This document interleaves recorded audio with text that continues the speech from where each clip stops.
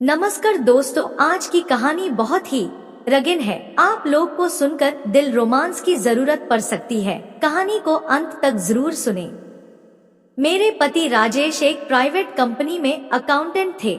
उनकी पगार अच्छी थी, फिर भी हम लोग भारी कर्जे से दबे हुए थे। शेयर मार्केट में राजेश ने बार बार घाटा उठाया, पर बहुत अमीर बनने की धुन के चलते इस लत ने अब तक उनका पीछा नहीं छोड़ा था। मैंने अपनी सहेली प्रियांशी से कहीं नौकरी के लिए कहा। वह एक कंपनी में नौकरी करती थी। एक दिन वह मुझे लेकर अपनी कंपनी गई। वहां उसने मेरी मुलाकात अपने बॉस सुधीर से कराई। सुधीर के सिफारिश पर मुझे नौकरी जरूर मिल जाएगी, ऐसा आश्वासन देकर प्रियांशी मुझे उनके पास लाई थी। सर, मुझे नौकरी की सख्त जरूरत है, आप मेरी सहायता कीजिए प्लीज। ये प्रार्थना करते हुए मेरी आंखों में एकाएक आंसू छलक आए। मेरी खूबसूरती से सुधीर बहुत प्रभावित हुआ। मैंने अब तक सुधीर के दिल में खास जगह बना ली थी। उन्होंने मुझसे कहा कि मैं भविष्य में उनसे संपर्क बनाए रखूं। मैं पूरी कोशिश करूंगा कि आपका काम हो जाए। इस कागज पर आप जरूरी संपर्क लिख दें। उन्होंने पैड और पेन मुझे पकड़ा दिया। करीब 10 मिनट बाद मैं प्रियांशी के साथ चली आई, लेकिन इन कुछ मिनटों मैंने उनका दिल जीत लिया था। मुझको कलर की नौकरी दिलाना उसके लिए कठिन काम नहीं था। करीब एक हफ्ते बाद वह मेरी नियुक्ति की अच्छी खबर लेकर शाम को मेरे घर पहुंच गए। वहां मैंने उनकी मुलाकात अपने पति संजीव, सास व 5 वर्षीय बेटे रमन से कराई।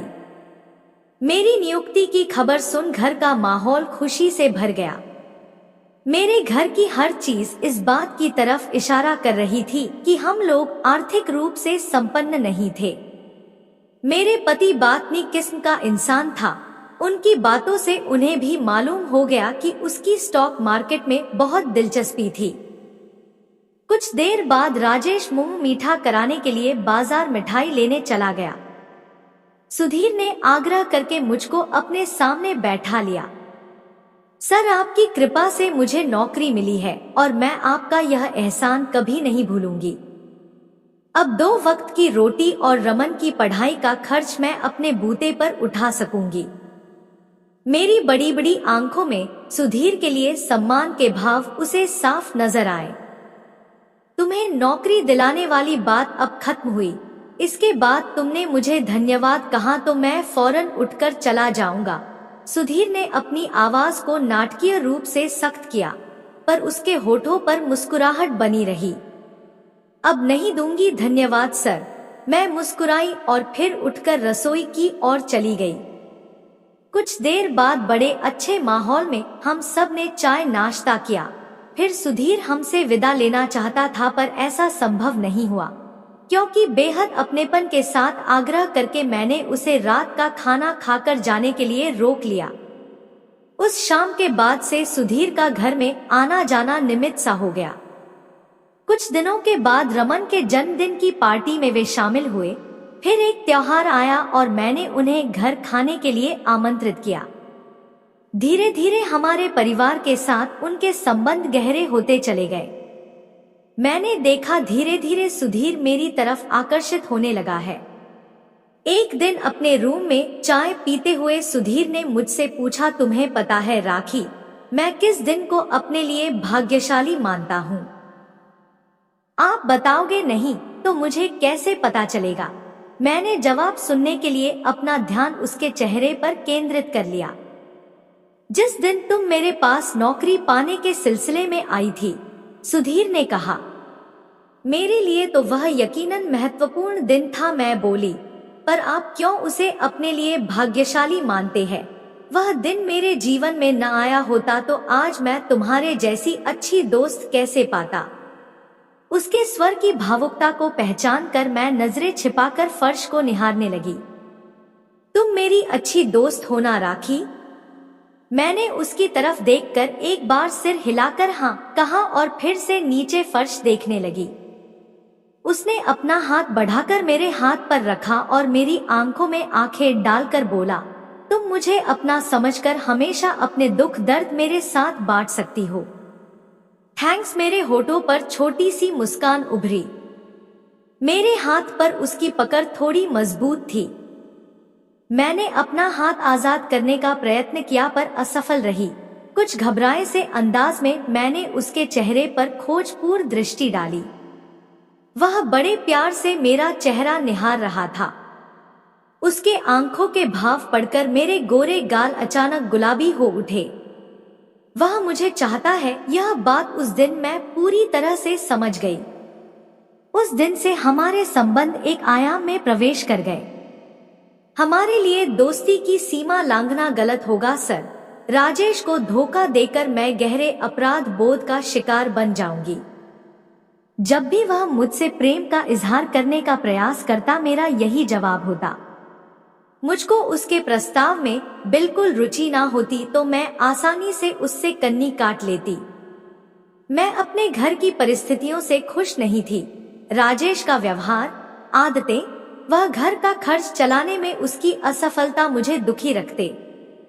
सुधीर मेरी बातें बड़े धैर्य से सुनता। जब मेरा मन हल्का हो जाता तभी वह हंसी मजाक व छेड़छाड़ शुरू कर देता।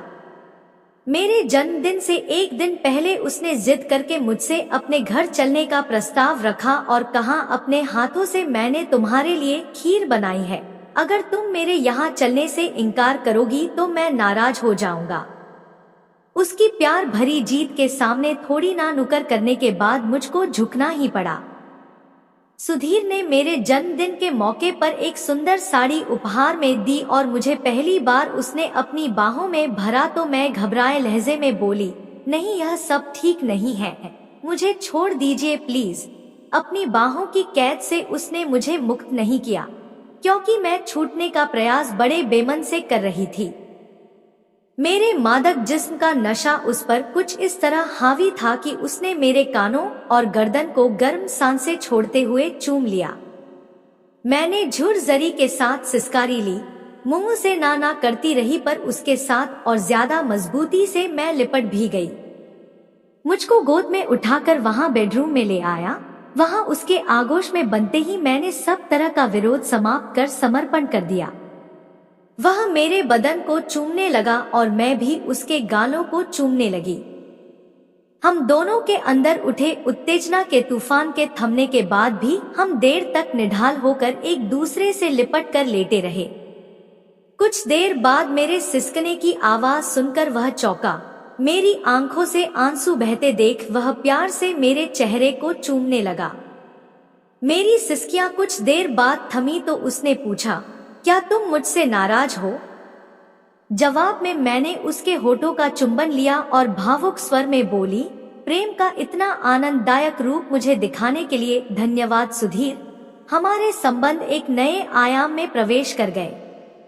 मैं ही नहीं बल्कि मेरे घर के बाकी सदस्य भी सुधीर को अच्छे लगने लगे।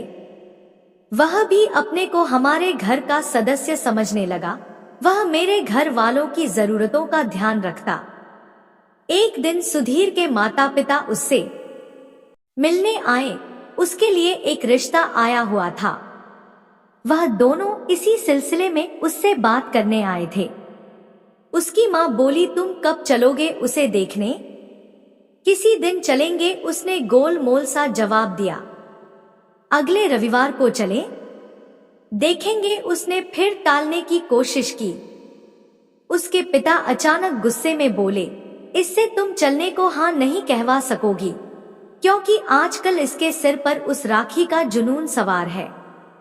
प्लीज पापा बेकार की बातें ना करें, राखी से मेरा कोई गलत रिश्ता नहीं है। वह नाराज हो उठा।